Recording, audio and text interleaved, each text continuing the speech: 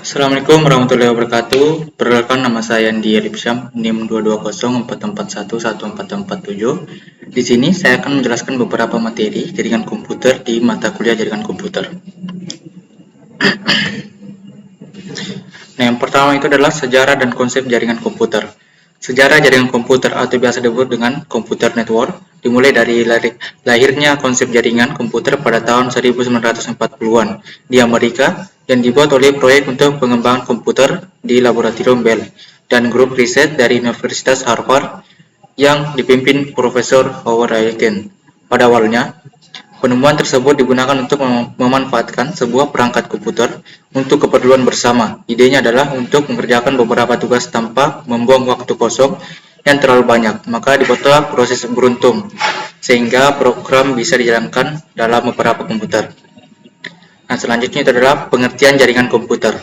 Jaringan komputer adalah sebuah kumpulan komputer, printer, dan peralatan lainnya yang terhubung. Informasi dan data bergerak melalui kabel-kabel sehingga memungkinkan pengguna jaringan komputer dapat saling bertukar dokumen dan data, mencetak pada printer yang sama dan bersama-sama menggunakan hardware atau software yang terhubung dengan jaringan. Selanjutnya, pengertian jaringan komputer menurut beberapa para ahli. Yang pertama, menurut Adani, tahun 2020, jaringan komputer adalah dua atau lebih perangkat komputer yang saling terhubung atau terkoneksi antara satu dengan yang lain dan digunakan untuk berbagai sumber data. Para ahli yang kedua itu sama anonim.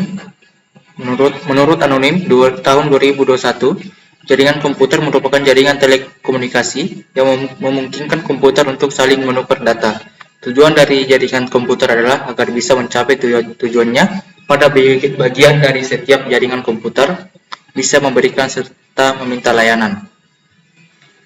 Selanjutnya, menurut Muhammad dan Musa, tahun 2020, proses komunikasi jaringan komputer yang saling mengirimkan data berupa teks, audio, video, atau film atau kombinasinya. Pada umumnya, internet biasa digunakan untuk bisa terhubung dengan jaringan komputer di seluruh dunia dan sebagai media komunikasi.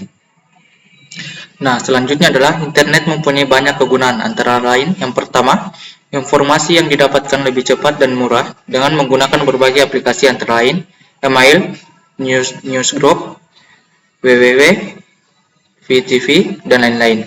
Yang kedua adalah mengurangi biaya kertas dan biaya distribusi, contoh koran, majalah, dan brosur. Yang ketiga, sebagai media promosi, contohnya pengenalan dan pemesanan produk. Yang keempat, komunikasi interaktif meliputi email, dukungan pelanggan dengan www, video conferencing, internet related, internet web. Selanjutnya adalah jenis-jenis jaringan komputer. Yang pertama adalah PAN atau panjangannya adalah Personal Area Network. Adalah jenis jaringan komputer yang wilayah cakupannya cukup kecil, seperti jaringan yang terdapat di kantor ataupun rumah. Umumnya pun digunakan untuk berbagi resources tertentu seperti internet dan juga printer.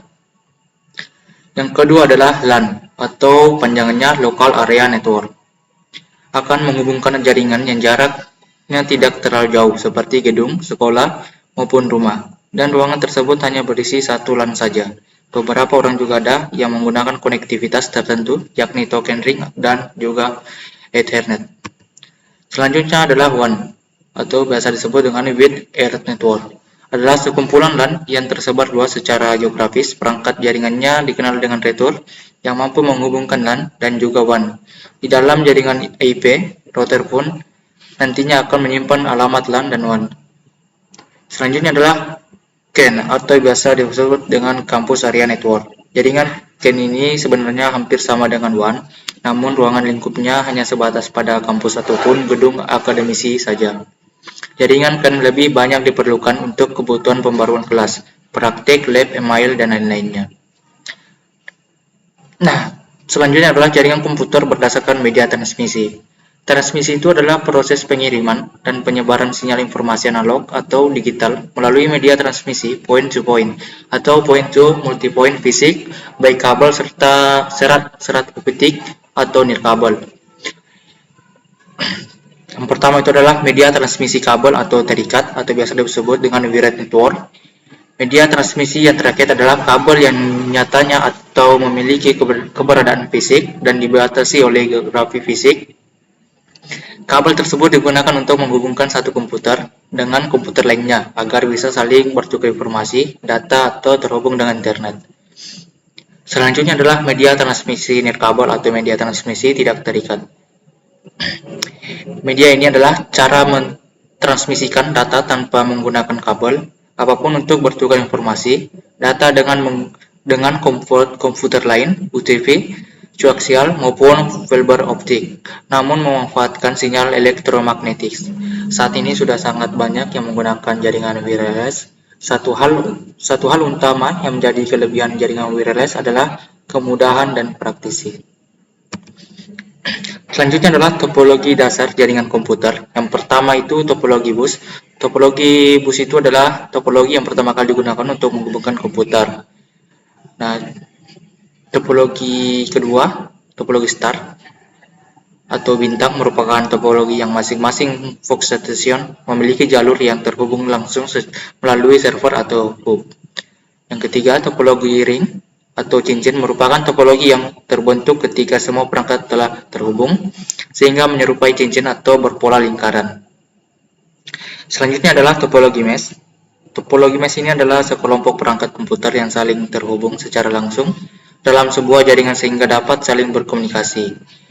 Selanjutnya topologi tree atau topologi pohon merupakan sebuah topologi jaringan yang dikembangkan melalui penggabungan topologi jaringan bus dan star. Nah, itu adalah tadi materi yang saya sampaikan yang berjudul jaringan komputer. Mohon maaf kalau ada salah kata. Wassalamualaikum warahmatullahi wabarakatuh.